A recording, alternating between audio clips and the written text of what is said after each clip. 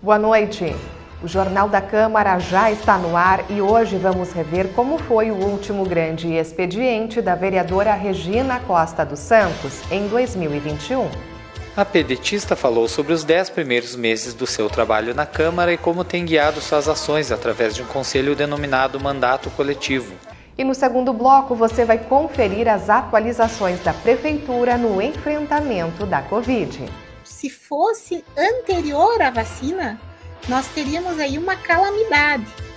Então, a diferença nesse momento é o número elevado de atendimentos, maior média em comparação a 21, média diária de atendimentos, mas com uma gravidade e necessidade de hospitalização, principalmente em UTI, bem menor.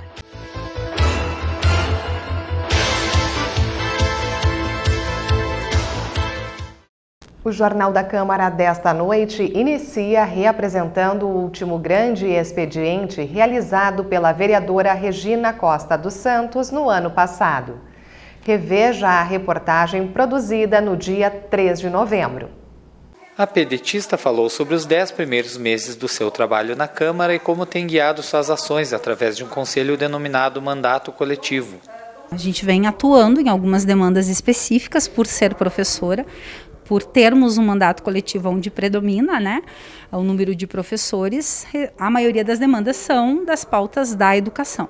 A gente também tem demandas da comunidade, de infraestrutura dos bairros, de demandas de estrutura das escolas, parada de ônibus, placas de pare. Então chegam muitas demandas no nosso gabinete e nesses 10 meses no grande expediente, a gente tentou pontuar mais ou menos de acordo com como a gente está se organizando.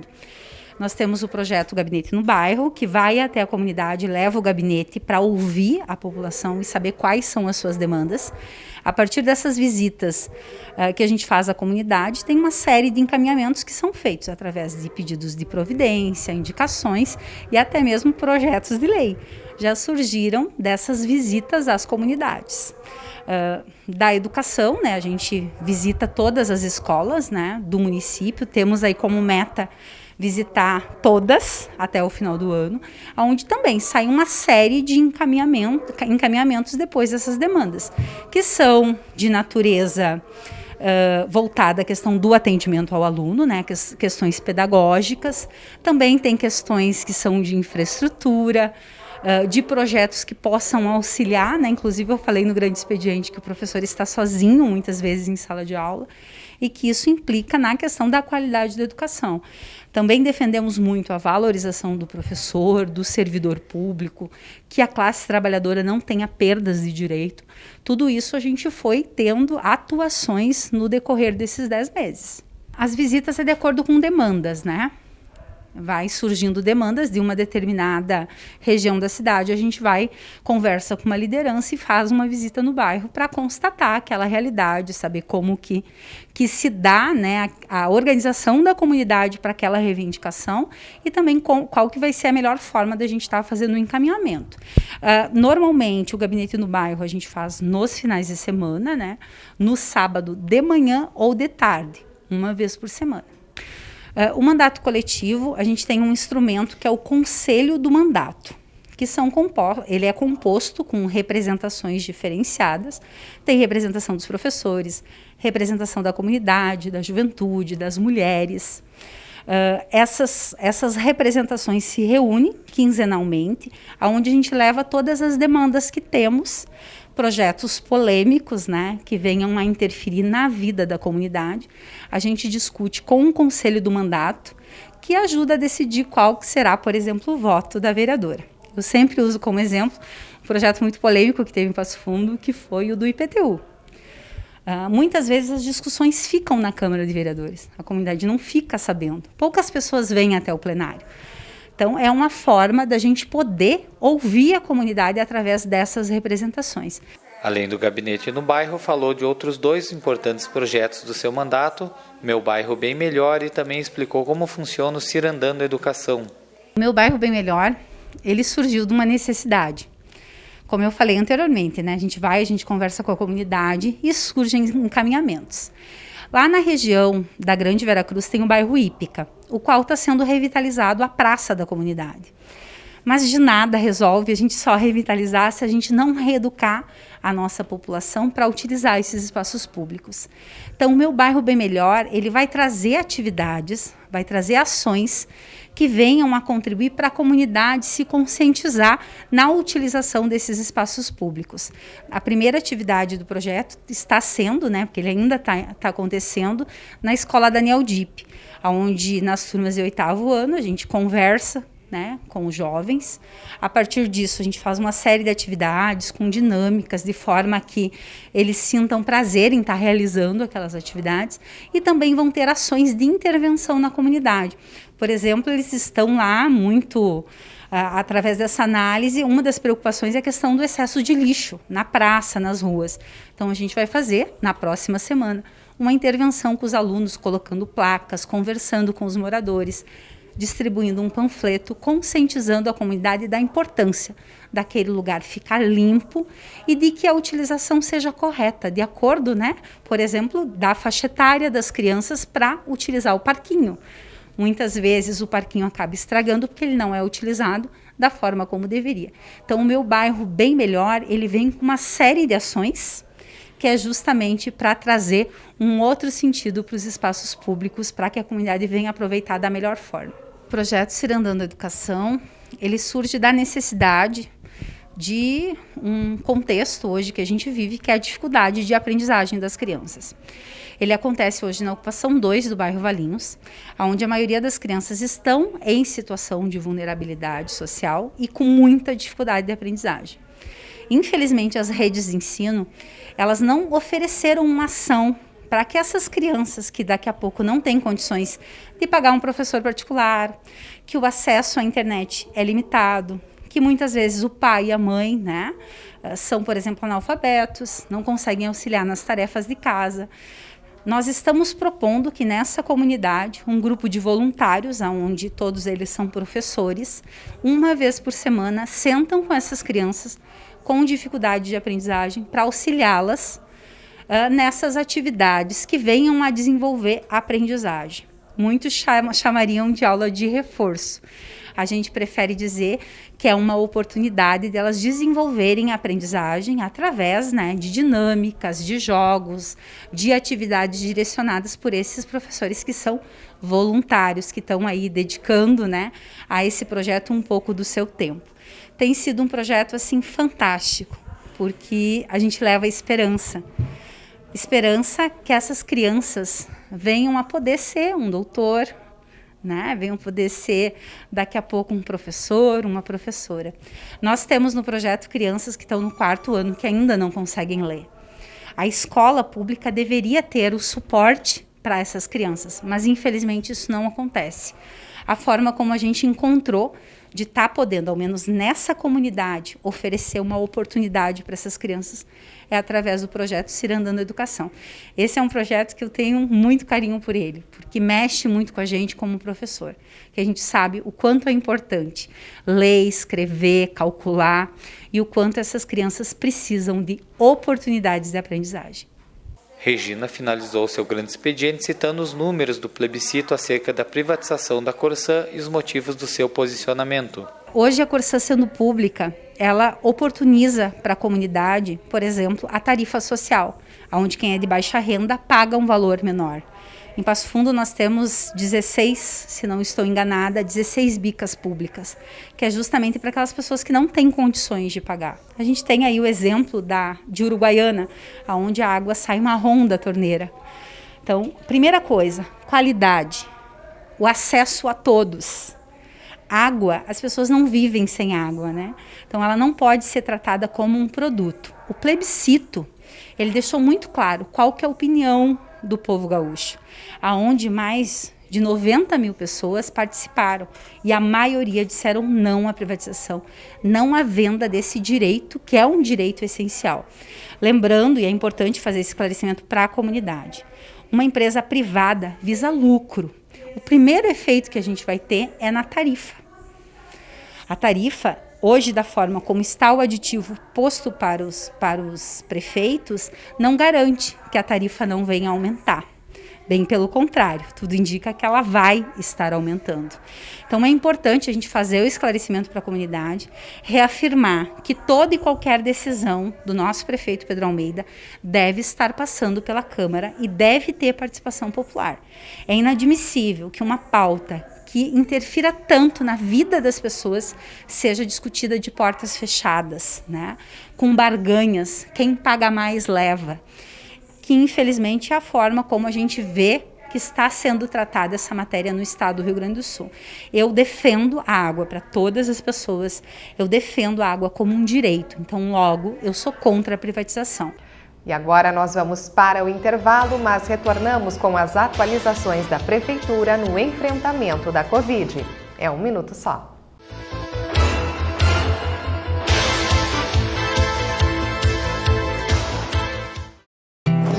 Fique atento com os novos golpes para roubar a senha do seu cartão e o seu dinheiro.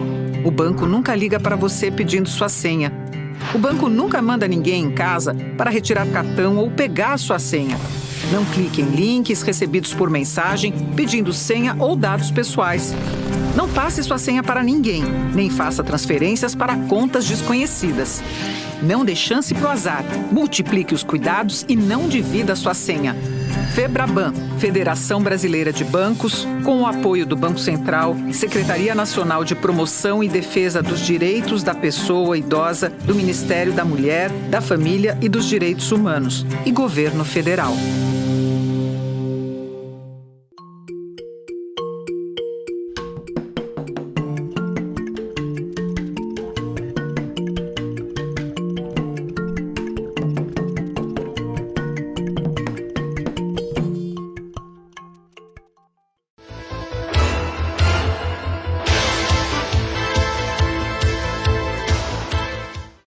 O Jornal da Câmara está de volta para apresentar as medidas adotadas pela Prefeitura no enfrentamento da Covid.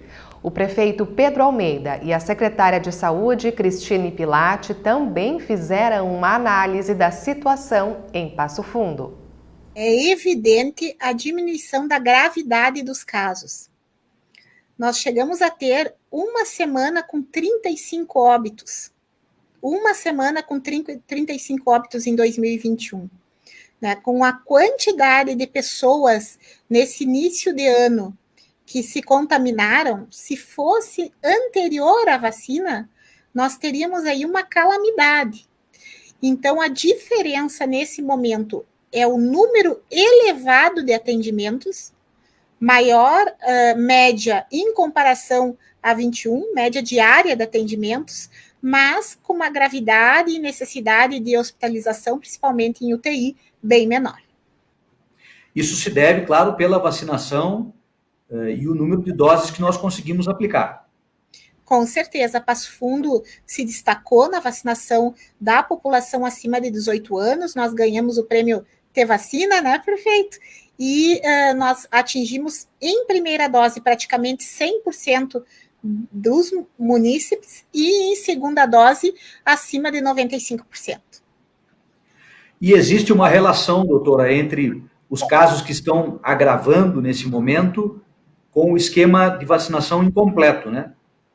Isto, é bom ressaltar que o esquema completo são as 2 doses, a primeira e a segunda, e a dose de reforço com agora 4 meses.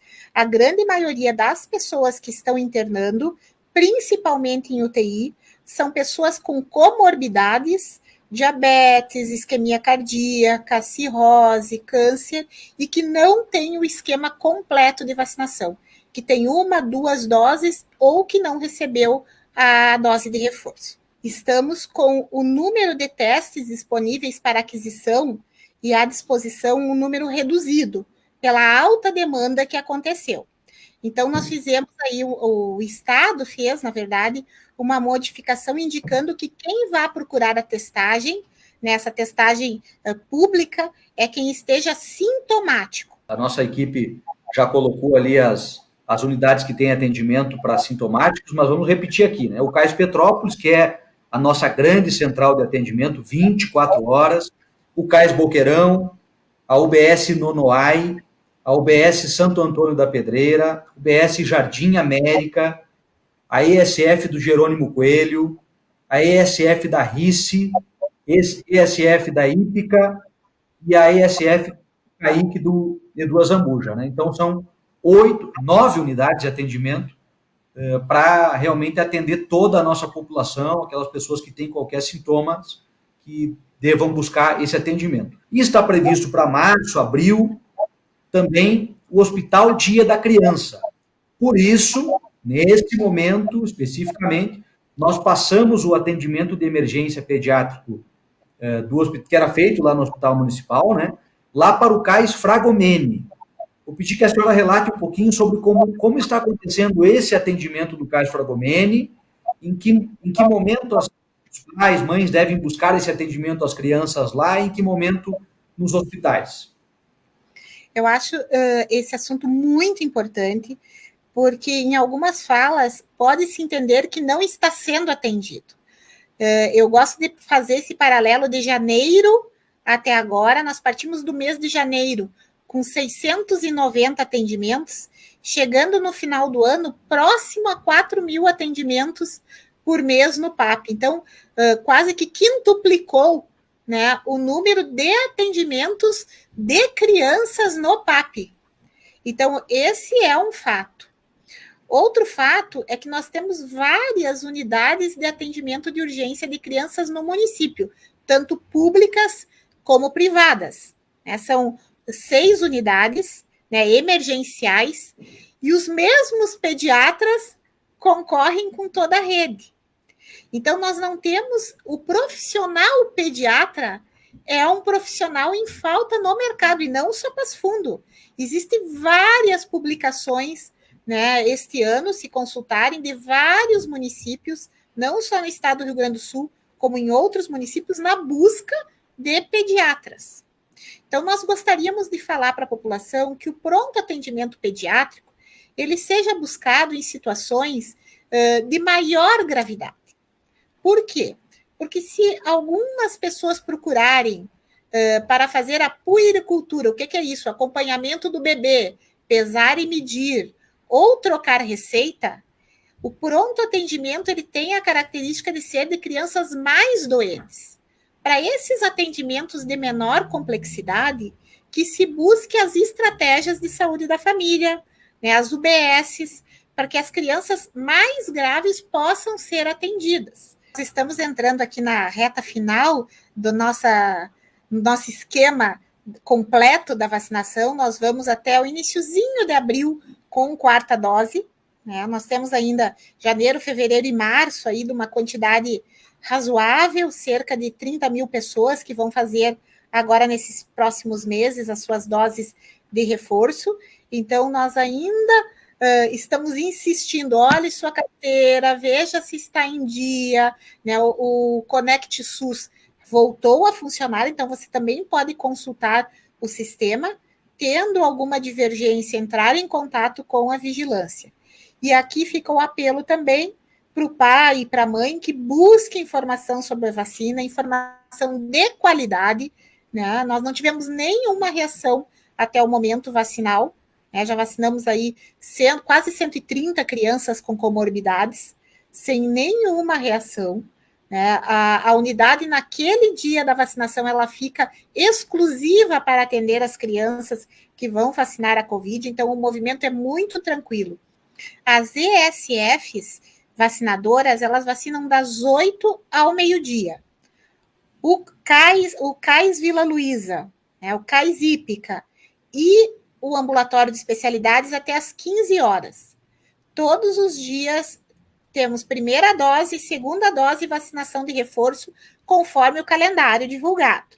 Eventos que vêm à cidade, né, que montam estruturas e querem uma autorização temporária. Neste caso, doutor, nós estamos tratando com a vigilância sanitária, né, através da Secretaria de Desenvolvimento, para que hajam também protocolos.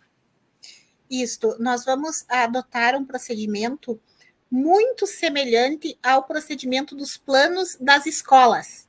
As escolas encaminham um plano para ser avaliado pelo COI municipal, em parceria com a educação. Então, ele é avaliado. Os eventos itinerantes, vamos falar assim, né, que vêm ocasionalmente à cidade de Passo Fundo, eles vão apresentar também um plano de ação, né, para as entradas, vão apresentar a vigilância irá analisar este plano e aprovar ou não. Então, muito semelhante ao que já é feito nas escolas, né, desde a abertura das escolas, nós vamos fazer também para esses eventos. E estas foram as informações do Jornal da Câmara de hoje. Nós temos um novo encontro amanhã. Uma ótima noite e até lá!